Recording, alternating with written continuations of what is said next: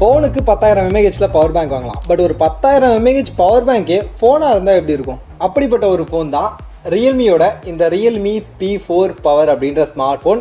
இந்த ஃபோனோட ஹைலைட்டே இதில் இருக்கக்கூடிய 10,000 mAh பேட்டரி தான்.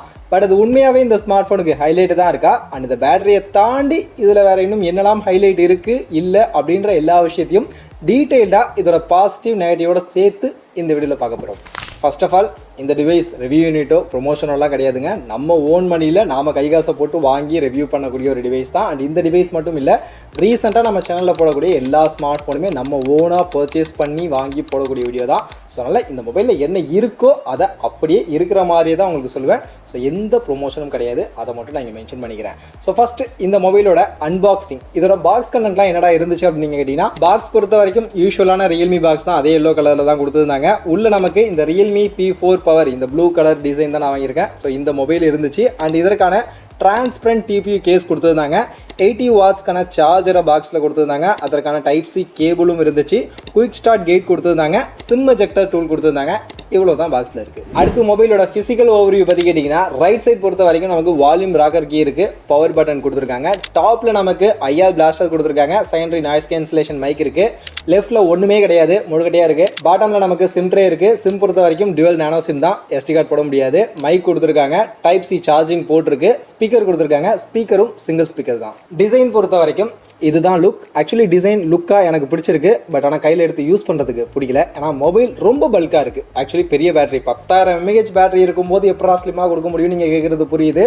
அஃப்கோர்ஸ் மொபைலில் பெரிய பேட்டரி இருக்குது அப்படின்றதுனால மொபைலும் பல்காக இருக்குது. கிட்டத்தட்ட 220 கிராம்ஸ் கிட்ட வெயிட் போகுது. 9 mm கிட்ட திக்னஸ் வருது. அதனால் இன்ஹேண்டாக கையில் எடுத்து யூஸ் பண்ணும்போது மொபைல் பல்காக இருக்குது. ரொம்ப நேரம் யூஸ் பண்ணோம்னா லைட்டாக கை வலியே வருது. ஸோ உங்களுக்கு பெரிய பேட்டரி ஃபோன் வேணும்னா இந்த வெயிட்டை கொஞ்சம் நீங்கள் அட்ஜஸ்ட் பண்ணி தான் ஆகணும். மற்றபடி பில்டெல்லாம் பிளாஸ்டிக்கில் தான் பண்ணியிருக்காங்க. அடுத்து display 6.7 inches full HD plus ரெசல்யூஷனுக்கான AMOLED டிஸ்பிளே 145 Hzக்கான ரெஃப்ரெஷ் ரேட்டோட கொடுத்துருக்காங்க. இது ஒரு 10 பிட் பேனலுக்கான டிஸ்பிளே தான். அண்ட் இதில் HDR10+க்கான சர்டிஃபிகேஷனும் இருக்குது. 600 nitsக்கான நார்மல் பிரைட்னஸ் கொடுத்துருக்காங்க. 1800 nits வரைக்கும் HBM கொடுக்குறாங்க. அண்ட் 6500 nits வரைக்கும் மேக்ஸிமம் பீக் பிரைட்னஸ் அப்படின்றது கொடுக்குறாங்க. ஆக்சுவலி டிஸ்பிளே உண்மையிலேயே செம்ம பிரைட்டாக இருக்குங்க. நார்மலாக நம்ம வீட்டுக்குள்ளே ஓரளவுக்கு ஒரு 60-70% பிரைட்னஸில் வச்சு மொபைலை யூஸ் பண்ணாலே கண்ணு வழியே வந்துடுது.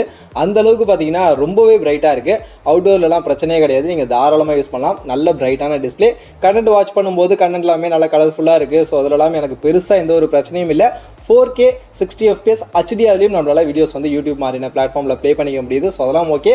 பட் இருந்தாலும் இந்த மொபைலோட ப்ராசஸர் வந்து 4K 60 FPS HDR கண்டென்ட்டை ப்ளே பண்ணுறதுக்கு அந்தளவுக்கு சரியில்லை. ஏன்னா 4K 60 FPS HDR ப்ளே பண்ணிகிட்டு இருக்கும்போது அப்படியே மேலே இருந்து அந்த நோட்டிஃபிகேஷன் விண்டோவெல்லாம் அப்படியே ஸ்வைப் பண்ணோம் அப்படின்னா அப்படியே பார்த்தீங்கன்னா ஷட்டர் நிறைய ஃபீல் ஆகுது. ஸோ அந்த மாதிரியான சில இஷ்யூஸ்லாம் லைட்டாக அங்கங்கே இருக்குது. ஸோ அதெல்லாம் இந்த பர்ஃபார்மன்ஸ் சைட் பேசும்போது நம்ம பேசலாம். ஸோ அந்த மாதிரியான விஷயங்கள் இருக்குது. பட் கண்டென்ட் வாட்ச் பண்ணுறதுக்கு நல்லா இருக்குது. அண்ட் டிஸ்பிளேயுமே நமக்கு கர்வ்டு டிஸ்பிளேவாக கொடுத்துருக்காங்க. ஸோ அதனால் கண்டென்ட்லாம் ஒரு ஃபுல் வியூ எக்ஸ்பீரியன்ஸ் அப்படின்றது கிடைக்குது. ஸோ கர்வ்டு டிஸ்பிளேயோட ஒரு நல்ல டிஸ்பிளே ஸ்மார்ட் ஃபோன் வேணும்னா கன்சிடர் பண்ணலாம்னு நினைக்கிறேன். இது போக இதில் கார்னிங் Gorilla Glass 7 ஐக்கான ப்ரொடெக்ஷன் கொடுத்துருக்காங்க. ஸ்பீக்கர் பொறுத்த வரைக்கும் பாட்டமில் சிங்கிள் ஸ்பீக்கர் தான் இருக்குது. ஸோ அதனால் கண்டென்ட் வாட்ச் பண்ணும்போது ஆடியோ அந்த அளவுக்கு சிறப்பாக இல்லை. 400% வால்யூம் பூஸ்ட் கொடுத்ததுனாலும் அந்த அளவுக்கு சிறப்பான ஆடியோ எக்ஸ்பீரியன்ஸ் இல்லை. அடுத்து மொபைலோட பெர்ஃபார்மன்ஸுக்கு வந்தோம்னா இதில் நமக்கு மீடியாடெக்கோட Dimensity 7400 Ultra அப்படின்ற ப்ராசஸர் கொடுத்துருக்காங்க. ஆக்சுவலி என்னோட தியரட்டிக்கல் டெஸ்ட்டில் பார்க்கும்போது AnTuTu ஸ்கோர் கிட்டத்தட்ட 9.9 lakh மேலே AnTuTu கிடச்சிது. And Geekbench score single core 984 multi core 2736 கிடச்சிது. CPU த்ராட்லிங் பார்த்தீங்கன்னா பர்ஃபார்மன்ஸ் 85% வரைக்கும் இருந்தது. 15% கிட்ட த்ராட்டில் பார்த்தீங்கன்னா இதில் கிடச்சிது. பட் வைல்ட் லைஃப் ஸ்ட்ரெஸ் டெஸ்ட்டில் பார்க்கும்போது எனக்கு கிட்டத்தட்ட 99% கிட்ட பார்த்தீங்கன்னா ஸ்டெபிலிட்டி இந்த ஸ்மார்ட் ஃபோன் எனக்கு கிடைச்சது. ஸோ தியரிட்டிக்கல் வேல்யூவாக பார்க்கும்போது ஓரளவுக்கு நல்ல வேல்யூஸ் தான் கொடுத்துருக்கு. பட் ரியல் டைம் பர்ஃபார்மன்ஸ் அப்படின்னு வரும்போது ஆக்சுவலி கேஷுவல் யூசேஜில் பிரச்சனை இல்லை. நீங்கள் நார்மலாக யூஸ் பண்ணும்போது டே டு டே லைஃப் யூசேஜ்லாம் எந்த ஒரு பிரச்சனையும் இல்லை, நல்லாவே இருக்குது. ஏன்னா நான் ஆல்ரெடி சொன்ன மாதிரி இந்த 4K HDRல யூடியூப்பில் கண்டென்ட் பார்க்கும்போது நம்ம இந்த நோட்டிஃபிகேஷன் விண்டோ அப்படி ஓப்பன் பண்ணுறோம், ஸ்லைட் பண்ணுறோம் அப்படின்னா அங்கே பார்த்தீங்கன்னா அப்படியே ஷட்டர் ஆகுது. அந்த மாதிரியான சில இஷ்யூஸ் மட்டும் அங்கங்கே இருக்குது. மற்றபடி எனக்கு பெருசாக வந்து ஆப்ஸ்லாம் யூஸ் பண்ணும்போது எந்த ஒரு இஷ்யூ நான் நோட்டீஸ் பண்ணலை. அண்ட் கேமிங் அப்படின்னு வரும்போது கேமிங்கில் பார்த்தீங்கன்னா இதில் நமக்கு எஃபிஎஸ்லாம் பிஜிஎம்ல சப்போர்ட் பண்ணுறாங்க. பட் இதில் ஸ்மூத் கிராஃபிக்ஸில் வச்சு நீங்கள் கேம்ஸ் ப்ளே பண்ணுறீங்க அப்படின்னா உங்களால் நல்லாவே ப்ளே பண்ணிக்க முடியுது. ஓரளவுக்கு ஸ்மூத்தாக நமக்கு அதெல்லாம் எடுத்து கொடுக்குது. பெருசாக ஷட்டர்லாம் எங்கேயுமே நான் ஃபீல் பண்ணல. பட் அதே சமயம் நீங்கள் கொஞ்சம் HDR கிராஃபிக்ஸ்லாம் வச்சு கேம் ப்ளே பண்ணுறீங்க அப்படின்னா அங்கே உங்களால் நிறையவே ஷட்டரை வந்து ஃபீல் பண்ண முடியுது. ஸோ அதனால் பர்ஃபார்மன்ஸ் அப்படின்றது ஓரளவுக்கு மாடரேட் அப்படின்ற லெவலுக்கு தான் இருக்குது. ஸோ அதனால் நீங்கள் ரொம்ப ஹெவியாக, ரொம்ப அதிகமாக, ரொம்ப கிராஃபிக்ஸ் எல்லாம் வச்சு நீங்கள் யூஸ் பண்ணணும் அப்படின்னா உங்களுக்கு மொபைல் வந்து அந்த அளவுக்கு தாங்காது.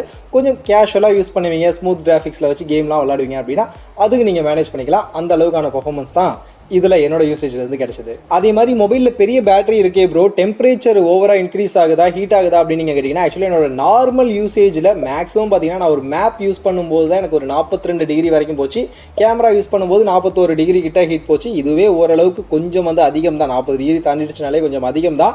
பட் அதே சமயம் ஸ்ட்ரெஸ் நான் ரன் பண்ணும்போது 48 டிகிரி வரைக்குமே பார்த்தீங்கன்னா இந்த மொபைலில் டெம்பரேச்சர் இன்க்ரீஸ் ஆச்சு.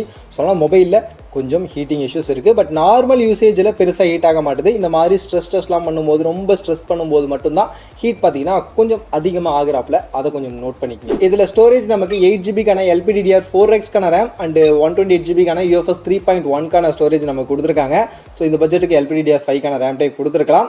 அண்ட் ஸ்கோர் பொறுத்த வரைக்கும் 83,000 கிட்ட எனக்கு ஸ்கோர் கிடச்சிது. பேக்ரவுண்டில் என்னால் ஒரு 22 ஆப்ஸ் வரைக்கும் வச்சு ஸ்விட்ச் பண்ணி யூஸ் பண்ண முடியுது. அதுக்கு மேலே போகும்போது ஆப்ஸ் பார்த்தீங்கன்னா லோட் ஆக ஆரம்பிச்சிடுது. அண்ட் இதில் பார்த்தீங்கன்னா எக்ஸ்பேண்டபிள் ரேமாக ஒரு 10GB ரேம்லாம் கொடுக்குறாங்க. பட் அது வந்து பெருசாக யூஸ்லெஸ் தான். இந்த 8GB ரேமில் 22 ஆப்ஸ் வரைக்கும் பேக்ரவுண்ட் வச்சு யூஸ் பண்ண முடியுது. அடுத்த மொபைலில் எல்லாரும் மெயினாக தெரிஞ்சுக்கணும்னு நினைக்கக்கூடிய இந்த பேட்டரி. ஸோ 10,001 mAh பேட்டரி அப்படின்றது இந்த ஸ்மார்ட் ஃபோனில் கொடுத்துருக்காங்க. அண்ட் அதை சார்ஜ் பண்ண 80 வாட்ஸ்க்கான சார்ஜரை நமக்கு பாக்ஸில் இன்க்ளூட் பண்ணி கொடுத்துருக்காங்க.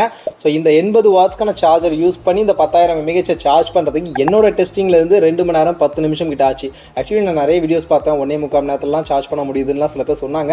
பட் என்னோட டெஸ்டிங்லேருந்து எனக்கு பார்த்தீங்கன்னா 2 மணி நேரம் 10 நிமிஷம் தான் எடுத்துக்குது. ஸோ இதுதான் என்னோட டெஸ்டிங்கு. மற்றபடி இதை நீங்கள் ஒரு ஆஃப் சார்ஜ் பண்ணணும்னா 56 நிமிஷம் கிட்ட டைம் எடுத்துக்கும். அண்ட் அரை மணி நேரம் சார்ஜ் பண்ணிங்கன்னா 30% கிட்ட சார்ஜ் பண்ணலாம். 1 மணி நேரம் சார்ஜ் பண்ணிங்கன்னா 55% கிட்ட உங்களால் சார்ஜ் பண்ணிக்க முடியும். அண்ட் இதை 10,000 mAh பேட்டரியிலேருந்து எந்த அளவுக்கான பேட்டரி லைஃப் எடுத்துக்க முடியுதுடா அப்படின்னு நீங்கள் கேட்டிங்கன்னா அதை பற்றின ஒரு டீட்டெயில்டான வீடியோவே போட்டிருக்கேன். வேணும்னா அந்த வீடியோ நீங்கள் செக் பண்ணி பாருங்கள். அதில் டீட்டெயில்டாக ஒவ்வொரு யூசேஜ்லையும் எந்த அளவுக்கு பேட்டரி ட்ராப் ஆகுது அப்படின்றதெல்லாம் நான் டெஸ்ட் பண்ணி சொல்லியிருப்பேன். பட் இங்கே உங்களுக்கு சிம்பிளாக சொல்லணும் அப்படின்னா இந்த மொபைலில் என்னோட டெஸ்டிங்லேருந்து எனக்கு 2 நாளுக்கு மேலே பேட்டரி லைஃப் அப்படின்றது கிடச்சிது. நான் கொஞ்சம் ஹெவியாக தான் யூஸ் பண்ணேன். ஸோ அப்படி யூஸ் பண்ணும்போதே 2 நாளுக்கான பேட்டரி லைஃப் கிடச்சிது. நீங்கள் கொஞ்சம் கேஷுவலாக தான் அப்பப்போ தான் மொபைல் எடுத்து யூஸ் பண்ணுவீங்க அப்படின்னா கண்டிப்பாக உங்களால் 3 நாளைக்கு மேலே கூட இந்த மொபைலில் பேட்டரி லைஃப் எடுத்துக்கிறதுக்கான வாய்ப்புகள் இருக்குது. ஸ்க்ரீன் ஆன் டைம் பொறுத்த வரைக்கும் என்னோட டெஸ்டிங்லேருந்து எனக்கு ஒரு 13 மணி நேரத்துக்கான ஸ்க்ரீன் ஆன் டைம் கிடச்சிது.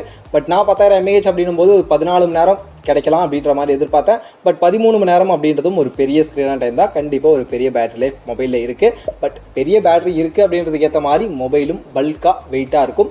ஸோ பெரிய பேட்டரி வேணும்னா கொஞ்சம் பல்கான ஃபோனாக இருக்குது, அதையும் நீங்கள் கொஞ்சம் அட்ஜஸ்ட் பண்ணிக்கிற மாதிரி இருக்கும். அண்ட் இந்த மொபைல் அவங்க பவர் பேங்க்னு கிளைம் பண்ணுறதுக்கு ஏற்ற மாதிரி ரிவர்ஸ் சார்ஜிங் சப்போர்ட்டும் இருக்குது. 27 வாட்ஸ்க்கான ரிவர்ஸ் சார்ஜிங் சப்போர்ட் பண்ணுறாங்க. பட் ரிவர்ஸ் சார்ஜிங் வந்து அந்தளவுக்கு ஸ்பீடாலாம் இல்லை. நான் செக் பண்ண வரைக்கும் எனக்கு கொஞ்சம் ஸ்லோவாக தான் சார்ஜ் ஆகுது. அதனால் இதை ஒரு பவர் பேங்க் மாதிரிலாம் நீங்கள் யூஸ் பண்ண முடியாது. அதுக்கு நீங்கள் ஒரு 1000 ரூபாய்க்கு பவர் பேங்கே வாங்கிடலாம். அதுலேயே ஃபாஸ்ட்டாக உங்களால் மொபைலில் சார்ஜ் பண்ணிக்க முடியும். பட் இதில் சின்ன சின்ன கேஜெட்ஸை ஏதாவது எமர்ஜென்சிக்கு உங்கள்கிட்ட பவர் பேங்க்லாம் இல்லை சார்ஜ் பண்ணியே ஆகணும் அப்படின்னா அப்போ நீங்கள் சார்ஜ் பண்ணிக்கலாம். பட் கொஞ்சம் ஸ்லோவாக தான் சார்ஜ் ஆகும், நோட் பண்ணிக்கலாம். அடுத்து மொபைலோட கேமராவை பற்றி கேட்டிங்கன்னா பின்னாடி ஆக்சுவலி 2 கேமரா கொடுத்துருக்காங்க. பிரைமரி 50 மெகா பிக்சல் f1.8க்கான OIS சப்போர்ட்டோட கேமரா இருக்குது. ரெண்டாவது ஒரு 8 மெகா பிக்சல் அல்ட்ராவைட் கொடுத்துருக்காங்க. முன்னாடி 16 மெகா பிக்சலுக்கான செல்ஃபி கேமரா இதில் கொடுத்துருக்காங்க. இதில் எடுத்த ஃபோட்டோ சாம்பிள்ஸ் எல்லாத்தையுமே நான் உங்களுக்கு ஆட் பண்ணுறேன், நீங்களே பாருங்கள். ஆக்சுவலி ஃபோட்டோஸ் எடுத்துகிட்டு ஃபஸ்ட்டு நான் இனிஷியலாக பார்க்கும்போது எனக்கு ஃபோட்டோஸ் பரவாயில்லையப்பா நல்லா இருக்கேடா அப்படின்ற மாதிரியான ஒரு ஃபீல் தான் கொடுத்தது. ஏன்னா டே லைட்டில் நல்ல லைட்டிங் கண்டிஷனில் எடுக்கும்போது ஃபோட்டோஸ் வந்து உண்மையாகவே நல்லாவே இருக்குது. கலர்ஸ் ஆகட்டும், அதோட டீட்டெயிலிங் ஆகட்டும், ஷார்ப்னஸ் ஆகட்டும், இமேஜில் கேப்சர் ஆகக்கூடிய லைட்டிங் ஆகட்டும்னு எல்லாமே எனக்கு வந்து ஓரளவுக்கு நல்லா இருக்கிற மாதிரியான ஒரு ஃபீல் தான் நார்மல் ஃபோட்டோவில் நல்ல லைட்டிங் கண்டிஷனில் இந்த ஸ்மார்ட் ஃபோனில் இருந்தது. பட் அதே சமயம் போர்ட்ரேட் ஃபோட்டோ அப்படின்னு போகும்போது ஆக்சுவலி போர்ட்ரேட் ஃபோட்டோலையுமே அந்த பேக்ரவுண்ட் பிளர் பொக்கா எஃபெக்ட்லாம் நல்லா இருக்குது. பட் ஆனால் எஜ் டிடெக்ஷன்ஸ் அந்த அளவுக்கு சிறப்பாக இல்லை. ஸோ எஜ்ஜில் பார்த்தீங்கன்னா அங்கங்கே வந்து கட் பண்ணி விட்டுடுது. ஸோ அது ப்ராப்பராக இல்லாமல் இருக்குது. கான்ட்ராஸ்ட் லெவலுமே போர்ட்ரேட் ஃபோட்டோவில் கொஞ்சம் அதிகமாக இருக்கிற மாதிரி இருக்குது. டார்க்கர் சைட் பார்த்தீங்கன்னா இன்னும் கொஞ்சம் அதிக டார்க்கராக இருக்கிற மாதிரியான ஒரு ஃபீல் எனக்கு ஃபோட்டோஸ் கிடச்சிது. அல்ட்ராவைட் 8 மெகா பிக்சல் பொறுத்த வரைக்கும் ஸோ எல்லா பிராண்ட்லையும் எல்லா ஸ்மார்ட் ஃபோன்லையும் கொடுக்குற மாதிரி தான். அது பெருசாக ஒன்று இம்ப்ரெசிவாக கிடையாது. பிரைமரி அளவுக்குலாம் உங்களுக்கு ஃபோட்டோ கிடைக்காது. ஓரளவுக்கு ஃபோட்டோ எடுத்துக்கலாம், அந்த அளவுக்கு தான் இருக்கும். நைட் ஃபோட்டோஸ் பொறுத்த வரைக்கும் அதுவுமே ஓரளவுக்கு பார்க்குறதுக்கு வந்து நல்லா தான் இருக்குது. கலர்ஸ், டீடைலிங், ஷார்ப்னஸ் எல்லாமே ஓரளவுக்கு ஓகே தான். பட் பட் ஆனால் பேக்ரவுண்டில் நமக்கு ஏதாவது லைட்லாம் இருக்கும்போது நம்ம ஃபோட்டோ எடுக்கிறோம் அப்படின்னா அந்த லைட்டோட எக்ஸ்போஷரை சுத்தமாகவே கண்ட்ரோல் பண்ண மாட்டுது. ஸோ அந்த லைட்டை பார்த்தீங்கன்னா அப்படியே வெள்ளடிச்ச மாதிரி காட்டுது. சில ஃபோட்டோஸ்லாம் பார்த்தீங்கன்னா லைட் இருக்கக்கூடிய ஏரியாவில் இருக்கக்கூடிய சப்ஜெக்டே எனக்கு தெரியல. ஸோ அந்தளவுக்கு பார்த்தீங்கன்னா எக்ஸ்போஷர் கண்ட்ரோல் பண்ணுறதுல ரொம்பவே மோசமாக இருக்குது. HDR பர்ஃபார்மன்ஸ் மோசமாக தான் பண்ணியிருக்காங்க. ஸோ அது இந்த ஸ்மார்ட் ஃபோனில் ஒரு பெரிய பிரச்சனையாக எனக்கு தோணுது. செல்ஃபி கேமராவுடைய ஃபோட்டோ அவுட்புட் பொறுத்த வரைக்கும் இதுவுமே எனக்கு ரியர் கேமரா மாதிரியே தான் எனக்கு இருந்துச்சு. ஸோ அதில் இருந்த பாசிட்டிவ் நெகட்டிவ் ரெண்டுமே இதில் இருக்குது. ஸோ நார்மல் ஃபோட்டோஸ் நல்லா இருக்குது, நல்ல லைட்டிங் கண்டிஷனில் எடுக்கும்போது ஃபோட்டோஸ் நல்லா ஷார்ப்பாக டீட்டெயிலிங்காக இருக்குது, அதெல்லாம் ஓகே. பட் இங்கேயுமே போர்ட்ரேட் ஃபோட்டோவில் எட்ஜ் டிடெக்ஷன்ஸ் அப்படின்றது அங்கங்கே என்னால் நோட் பண்ண முடிஞ்சுது. அதே மாதிரி லோ லைட்டில் எடுக்கும்போது பேக்ரவுண்டில் லைட்லாம் இருக்குது அப்படின்னா ஸோ எக்ஸ்போஷரை கண்ட்ரோல் பண்ண மாட்டுது. ஸோ எக்ஸ்போஷர் பார்த்தீங்கன்னா இங்கேயுமே ஓவராக இருக்குது. ஸோ அந்த மாதிரியான சில இஷ்யூஸ் வந்து இந்த மொபைலுடைய கேமராவில் எனக்கு பர்சனலி இருக்குது. வீடியோன்னு வரும்போது ரியர் கேமராவில் நம்மளால் 4K 30 fps தான் ஷூட் பண்ண முடியும். 60 fps கொடுத்துருக்கலாம், பட் OIS கொடுத்துருக்காங்க. அதனால் ஃபுட்டேஜ் லைட்டாக ஓரளவுக்கு ஸ்டேபிளாக இருக்குது. சாம்பிள் ஆட் பண்ணுற பாருங்க. இந்த வீடியோ நான் ரியல்மி P4 பவருடைய ரியர் கேமரா மேக்ஸிமம் சப்போர்ட்டான 4K 30 fpsல ஷூட் பண்ணிகிட்ருக்கேன். ஸோ வீடியோடைய கிளாரிட்டி, கலர்லாம் எந்த அளவுக்கு இருக்குது அப்படின்றத பாருங்கள். அண்ட் நடக்கும்போது ஸ்டெபிலிட்டி எந்த அளவுக்கு இருக்குன்றதையும் நோட் பண்ணிக்கங்க. செல்ஃபியில் 4K வீடியோ ரெக்கார்டிங் கிடையாது, 60 fpஸும் கிடையாது. 1080 பிக்சல் 30 fpஸில் தான் வீடியோ ஷூட் பண்ணலாம். ஓரளவுக்கு ஆவரேஜாக இருக்குது. இதான் சாம்பிள். இந்த வீடியோ நான் ரியல்மி P4 பவருடைய செல்ஃபி கேமராவில் 1080 பிக்சல் 30 fpஸில் நான் ஷூட் பண்ணிகிட்ருக்கேன். ஸோ இதோட வீடியோ கிளாரிட்டி இந்த அளவுக்கு தான் இருக்குது. இப்போ நிழலில் இருக்கேன், அப்படியே சூரியன் வெளிச்சத்துக்கு போகிறேன். இதெல்லாம் போக அதர் ஃபீச்சர்ஸாக இதில் நமக்கு ப்ளூடூத் வெர்ஷன் 5.4 கொடுத்துருக்காங்க, Wi-Fi 6 இருக்குது, 5000 பிளாஸ்டர்ஸ் கொடுத்துருக்காங்க, NFC சப்போர்ட்லாம் கிடையாது. Android 16ஓட ரியல்மி UI 7.0ல இந்த ஸ்மார்ட் ஃபோன் ரன் ஆகுது. இது போக சில AI ஃபீச்சர்ஸ்லாம் கொடுத்துருக்காங்க. இந்த AI right, circle to search feature, so அந்த மாதிரி நிறைய AI ஃபீச்சர்ஸ் இருக்குது. அதெல்லாமே நம்ம யூஸ் பண்ணிக்கலாம். அண்ட் ஃபைனலி இந்த மொபைலோட ப்ரைஸிங் அப்படின்னு நீங்கள் கேட்டிங்கன்னா இப்போ மார்க்கெட்டில் 8GB 128GBக்கான வேரியன்ட் பார்த்தீங்கன்னா 28,000 அப்படின்ற ப்ரைஸிங்க்கு சேல் பண்ணிட்டு இருக்காங்க. நம்மகிட்ட இருக்கிறது 8+128GB வேரியன்ட் தான். இதுக்கு அடுத்து ஹையர் வேரியன்ட்லாம் அடுத்தடுத்து ப்ரைஸிங் வந்து அதிகமாக போய்கிட்டே இருக்கும். பட் இந்த 28,000 ப்ரைஸிங்க்கு இந்த ஸ்மார்ட் ஃபோன் வர்த்தா அப்படின்னு நீங்கள் கேட்டிங்கன்னா இந்த ஸ்மார்ட் ஃபோனில் மெயின் பாசிட்டிவ் அவங்க சொன்ன மாதிரி அந்த 10,000 mAh பேட்டரி தான். அந்த 10,000 mAhக்கான பேட்டரி கண்டிப்பாக உங்களுக்கு வேணும்னா மட்டும் இந்த ஃபோன் கன்சிடர் பண்ணுங்கள் நான் சொல்லுவேன். ஏன்னா அந்த பேட்டரி மட்டும்தான் இதில் ஒரு மிகப்பெரிய பாசிட்டிவாக இருக்குது. அதை தாண்டி பார்க்கும்போது இந்த மொபைலில் அங்கங்கே நான் சொன்ன மாதிரியான நிறைய விஷயங்கள் கொஞ்சம் ட்ராபேக்காகவும் இருக்குது. ஸோ அந்த ட்ராபேக்லாம் உங்களுக்கு பிரச்சனை இல்லை, உங்களுக்கு பெரிய பேட்டரி வேணும்னா மட்டும் இந்த பட்ஜெட்டில் இந்த ஸ்மார்ட் ஃபோன் கன்சிடர் பண்ணுங்கள். அதுதான் எனக்கு இந்த பட்ஜெட்டுக்கு இது ரொம்ப பெரிய இம்ப்ரெசிவான ஸ்மார்ட் ஃபோனாக தெரியல.